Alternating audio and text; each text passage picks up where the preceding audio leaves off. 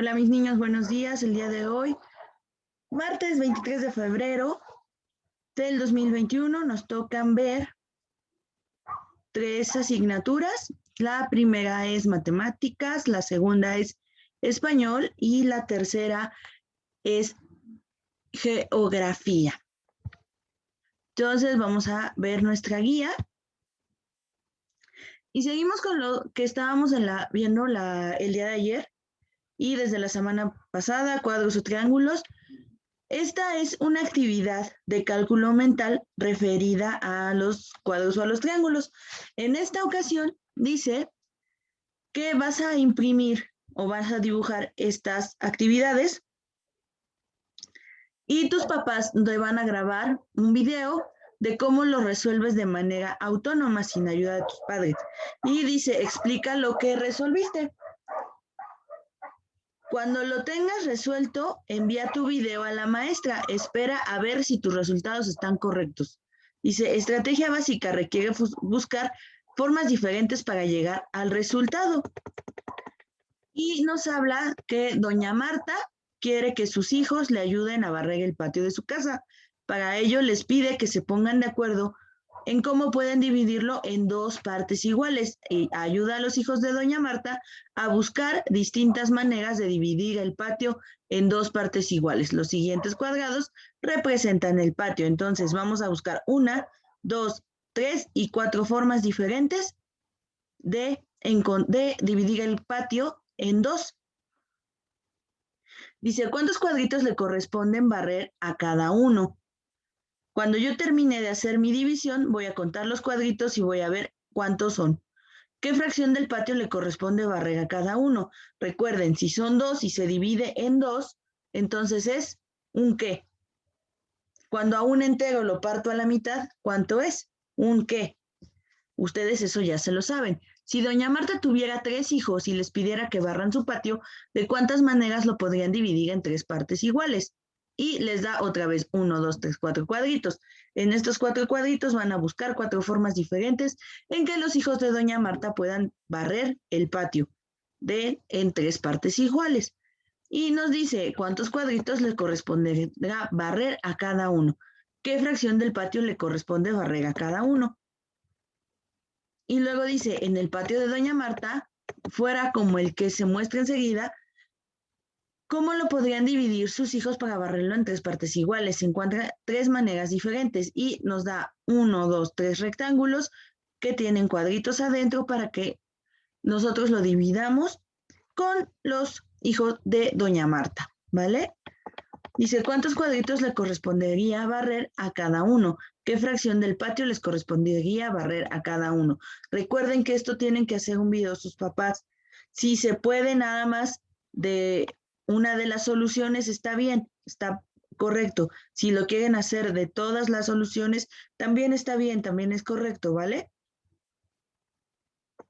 En lengua materna, dice que tenemos que leer una biografía del entrevistado que vamos a tener según nuestro tema. Dice, una vez elegido el tema y el entrevistado, así como redactadas las preguntas, es necesario acordar una cita con el experto. Invitemos a un experto, obtengan los datos de la persona que les proporcionará información y sobre el tema que están investigando y envíenle una invitación para ser entrevistado y revisen el ejemplo. En esta ocasión no vamos a hacer una invitación, ya que nuestro invitado es virtual. Nuestro invitado no va a estar de manera presencial con nosotros, ni le vamos a hacer una entrevista tal cual, pero sí vamos a leer nuestra biografía y es lo único que vamos a hacer el día de hoy en español, leer la biografía correspondiente. Les voy a compartir cuál es la biografía estos, de estos personajes. Espérenme tantito porque no se abrió. Y esta biografía, ustedes la van a observar, la van a leer dependiendo de su tema. No las tienen que imprimir ni nada de eso. En su teléfono o en su computadora, pues ahí lo pueden realizar. Ahí lo pueden ver. Bien, les voy a compartir. Por ejemplo, aquí tenemos a Alfonso Cuarón. Esta no nada más la saqué de una sola página de internet, sino que la saqué de varias. Por lo que yo les sugiero que lean esta y no busquen más en internet porque se van a revolver. Aquí esta es la que les voy a mandar. En un momentito se las mando para que ustedes puedan realizar su lectura de español. Eso es todo lo que van a hacer. En esta ocasión de español no tenemos evidencia. No tenemos una evidencia. ¿Por qué? Porque es una lectura nada más para realizar las actividades posteriores de la semana. Bueno, ya les había comentado el día de ayer cuáles eran las personas o las personalidades a los que íbamos a entrevistar. En la creación de red social va a ser Mark Zuckerberg, que es el creador de Facebook. En teoría de la relatividad va a ser Albert Einstein. Teoría del universo relativo, Stephen Hawking. Equidad de género, Emma Watson. Ella es una actriz, pero también es activista. Y en cine internacional mexicano va a ser a Alfonso Cuarón.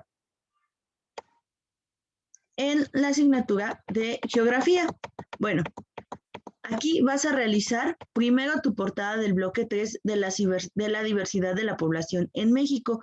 Tiene que estar acorde al título y a la portada que viene en la página 85 de tu libro. Y después nos dice, lee la página 87 y 88 de tu libro de geografía. Vea las páginas 26 y 27 de tu libro de Atlas y contesta lo que se te pide. Para esto, yo les sugiero que es mejor que vean el Atlas y también que vean la primera parte de la página 87 de su libro de geografía. ¿Qué nos dice estas páginas?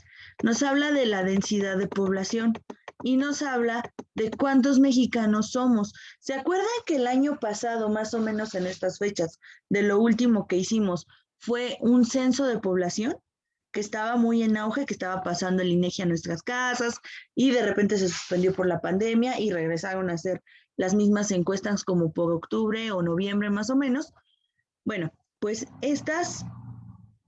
en esta ocasión es precisamente para que hablemos de cuántos mexicanos somos, cuántas personas estamos en nuestro país y cuáles, pues, cuántas mujeres, cuántos hombres, cuánta población absoluta hay, cuánta población dispersa. Y para eso, pues, tenemos que ver o tenemos que relacionarlo con nuestro libro de geografía.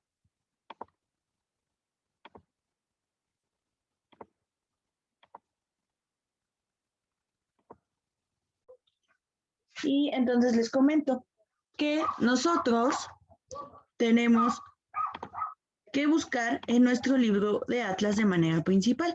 Aquí nos da en la página 26 la población total de la entidad federativa en el 2010 y dice los más de 119 millones de mexicanos que forman la población total del país en ese año, según la encuesta interestatal de 2015, están distribuidos de manera irregular sobre el territorio nacional.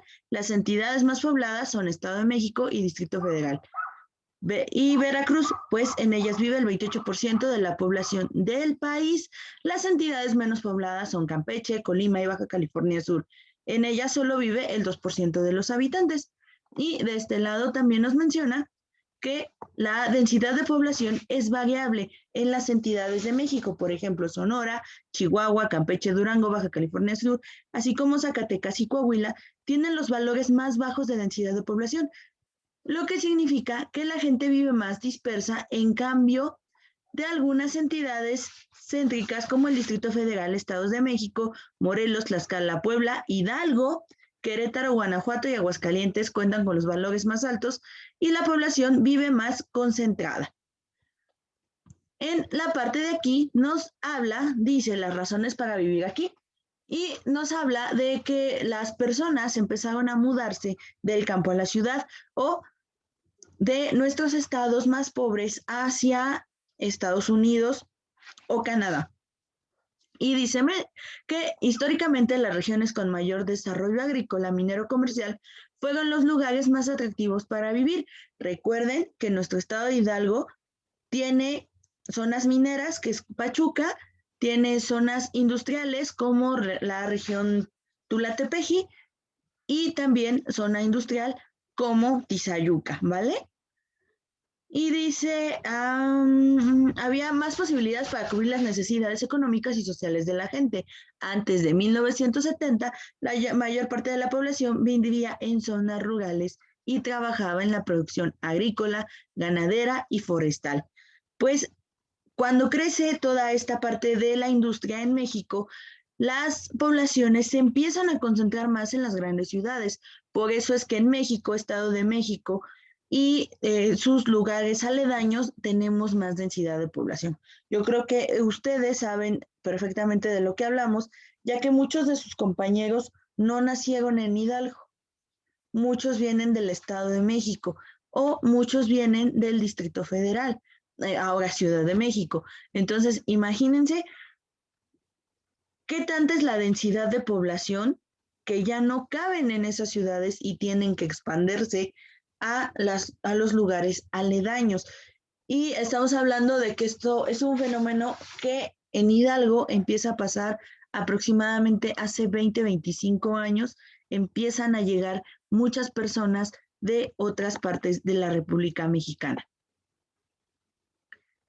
Y luego nos dice, juntos o separados, la densidad de población describe el número de personas que ocupa un área en relación con el tamaño de esa área. Es decir, cuántas personas vivimos por metro cuadrado, básicamente. Por ejemplo, todos nosotros vivimos en desarrollos urbanos. ¿Qué significa desarrollos urbanos? En fraccionamientos, colonias nuevas. Nuestra misma escuela está en un fraccionamiento. Y si ustedes se dan cuenta, estamos juntos mucho o muy cerca en las casas. No existe una separación. En donde yo vivo, tenemos un metro entre casa y casa. Entonces, imagínense, estamos muy cerquita todos de todos y eso es una densidad de población. A comparación de zonas rurales, yo estoy aquí del lado de Mineral de la Reforma, donde está, bueno, municipio Mineral de la Reforma, donde hay muchos fraccionamientos. Pero si yo paso a la colonia siguiente que se llama Francisco Villa, ya no hay fraccionamientos. Ahí es como un pueblo y hay una casa en la entrada del pueblo y hay otra casa cerca de la iglesia y hay otra casa más lejos. Esa es la densidad de población, están completamente alejados de todos los demás.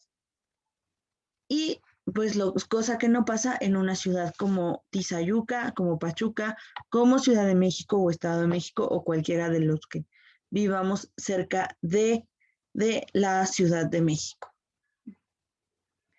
Y dice que para obtener ese dato es necesario conocer el total de la población de un país, entidad federativa o municipio y dividirlo entre la extensión territorial del área en cuestión. Se expresa en kilómetros cuadrados y con ello es posible conocer cuántas personas viven en un kilómetro cuadrado o qué tan cerca viven unos de otros en determinados territorios. Si observas el territorio mexicano, abuelo de pájaro, te darías cuenta de que hay algunas zonas despobladas donde las casas están muy separadas entre sí y que hay ciudades en las que viven tantos habitantes que las construcciones están muy cercanas o se hacen edificios. No sé si ustedes han visto, bueno, todavía hasta el año 2000, la Ciudad de México era considerada la ciudad más poblada del mundo. Esto se lo quita Tokio en el 2005, me parece. Y entonces se dan cuenta que en Tokio existen tantos edificios, pero tan pequeños que las personas viven en un cuarto de 2x2. De 2x2 quiere decir 2 metros de un lado, 2 metros del otro, 2 metros del otro, 2 metros del otro. Es un cuadrado literalmente. Y ahí viven familias enteras. ¿Qué quiere decir? Que esta que tengo aquí puede ser mi cama y a la vez mi estufa puede estar a un ladito y a la vez mi cama puede ser convertida en una mesa y a la vez, no sé, o sea, en un cuarto pequeño tengo que meter todas mis cosas y ahí tienen que vivir absolutamente pues todos mis familiares. Estamos hablando de que en Japón, pues el control natal es mayor que aquí en México y podría decirse que vive uno o dos hijos más los papás en un cuarto pequeñito y ahí tienen que estar. ¿Por qué? Porque quieren vivir en la ciudad, en Tokio. Pero también tenemos que ver pues el tamaño de Japón. El tamaño de Japón es de las Baja Californias, o sea, es como una décima parte de lo que es México. Y sin embargo, como dice aquí, o sea, están tan pegadas las personas que su densidad de población es mucho mayor que aquí en nuestro país. Y a la parte de abajo de su libro les dicen, la densidad de población es menor porque solo hay una persona por cada metro cuadrado. Vean, a esto es a lo que me refiero. Y acá dice, la densidad de población es mayor porque hay más personas por cada metro cuadrado. Aquí hay 3 personas y aquí hay una. Imagínense que en Japón, aquí no nada más hay 3 personas, hay 5 personas por cada lugar que se habita, por cada pedacito de edificio que tienen. Eso es la densidad de población. Les voy a dejar de compartir esto para compartir pues nuestra guía. Y entonces nos dice la densidad de población con cuál creen que se relacione. Dice cerca del 44% de la población nacional tiene entre 1 y 19 años de edad. ¿De qué estamos hablando? De densidad de población, de distribución de población por grupos de edad, de distribución de población por sexo, de población absoluta o de población dispersa. La población de México, según el censo 2010, es de 112.336.538 habitantes. ¿Qué estamos hablando? De población absoluta, de población dispersa, de población, de distribución de la población por sexo, de distribución de la población por grupos de edad o densidad de población. Dice, se presenta en áreas con relieves y clima desfavorable para vivir, por ejemplo, en las sierras y zonas desérticas del país. ¿Les parece si lo vamos llenando para que vayamos poniendo cuál es el número que le corresponde a? Ahí dejen cambiar el formato. Voy a poner azul. Bueno, dice, cerca del 44% de la población nacional tiene entre 1 y 19 años. Esa sería la distribución de población por edad. Es la B.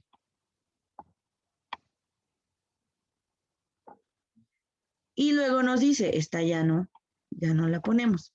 La población de México, según el censo 2010, es de 112.336.538 habitantes. Estamos hablando de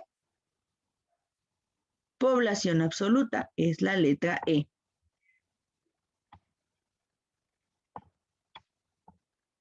Y luego dice, se presentan áreas con relieve y clima desfavorable para vivir, por ejemplo, en las sierras, zonas desérticas del país. Estamos hablando de densidad de población, distribución de la población por sexo, de población o de población dispersa. Pues obviamente de población dispersa y es la letra F. Dice, México cuenta con un promedio de 57 habitantes por kilómetro cuadrado. ¿Qué estamos hablando de densidad de población, distribución de la población por sexo o población? Pues obviamente densidad de población. Vamos con la letra A.